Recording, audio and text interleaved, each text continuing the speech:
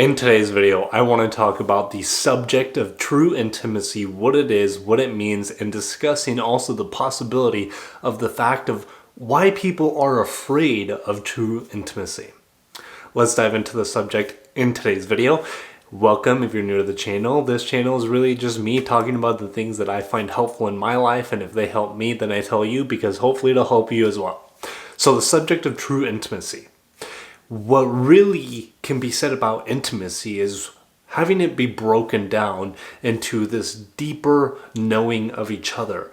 It's a common thing to hear people say intimacy can also be known as into me I see.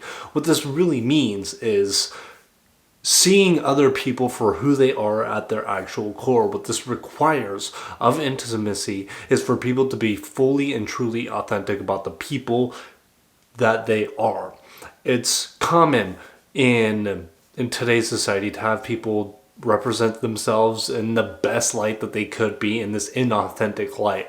And when people represent themselves in an inauthentic light, it actually stops us from seeing who they are at their core. It stops us from seeing the whole of them, both the good and the bad. And when we get to this situation where maybe we ourselves are portraying ourselves as not somebody that the person that we actually are, but we're portraying what we want people to see of us, we're actually blocking out all intimacy from our lives. The reason that intimacy exists commonly in very close relationships between two people is because what you're actually doing when you're spending a long period of time with somebody is that you get to know the true person, who they are at their core, and you're choosing to love them regardless of who that person is, their core, both the good and the bad. And that's what is common about intimacy, why people are commonly afraid of intimacy. People are commonly afraid of intimacy when they feel that if they express who they truly are and they allow themselves to be fully seen for who they are at their core, they're going to be pushed out, rejected, and denied for who they actually are. When people are afraid of intimacy, they start to put up barriers, they start to put up blocks between themselves and between other people so that people don't see who they actually are, because it's a very painful experience to be denied for who you actually are at your core.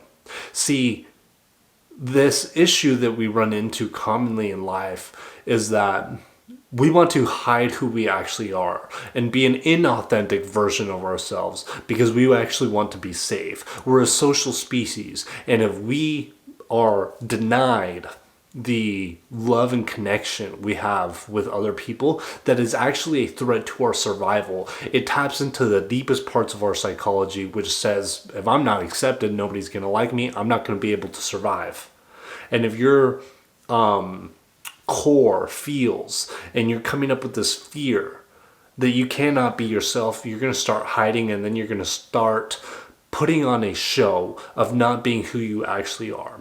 By recognizing that we in our cores just want to be who we really are, and expressing this inauthentic version of ourselves is actually really exhausting.